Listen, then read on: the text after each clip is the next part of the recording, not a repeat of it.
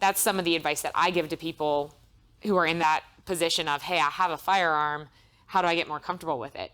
Yeah, and you brought up something really important, I think, and that was, where is the level of proficiency where it's okay for you to carry? And there really isn't one. Yeah. You know, that's a pretty personal thing. And it's one of those things where if you imagine you're going to climb this ladder all the way to the top. Well, the ladder's got rungs, and you start on the bottom rung and you work your way up. And that's the way it's supposed to be. And you know, we don't want to make it so difficult to start that we tell people, well, you must shoot a 2-inch group at 20 yards before you can even start. No, it's okay to start on the bottom rung of the ladder as long as you keep moving up. Yeah. That's the difference. That's so key. Can I ask a question? It's kind of a sensitive subject, but I get asked this a lot, and it is, do I have to carry chambered on day one? That's a good question. That is a good question. Now, I'm going to borrow a phrase from Annette Evans, who is one of my mentors and influences in the shooting world. And what Annette says is that when people are not comfortable carrying chambered, they're telling you something about themselves. And they're telling you something that you don't know. And you should listen to that. You know, I used to be of the camp like, well, you have to carry chambered because then you can use your gun in an emergency. And if you can't do that, you shouldn't carry it all. But I've changed my mind on that.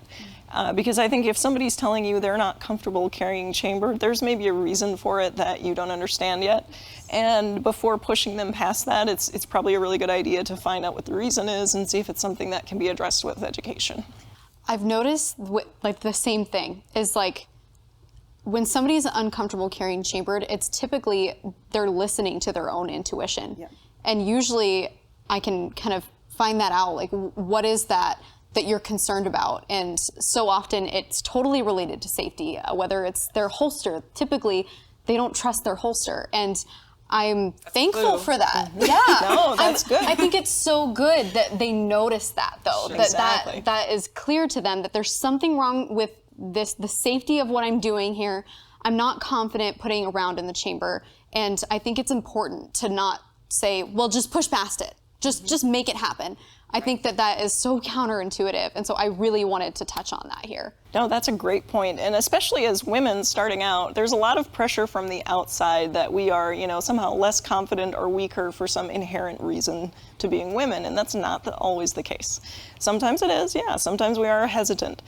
But a lot of times we are following a solid and valid intuition that something in our setup is not safe, and it is something we should listen to. When people tell me they're not carrying chambered, I ask them, so why don't you feel comfortable carrying with the round in the chamber?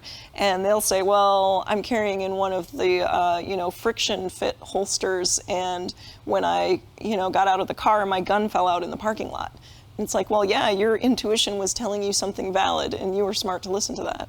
Yeah, it's kind of like if you're carrying a purse and it's open. Like you don't carry something that your wallet and your stuff could easily fall out of, right? You want it protected so that nothing can get in to the trigger guard or around the frame where you don't want it in a very strong way, at least for me.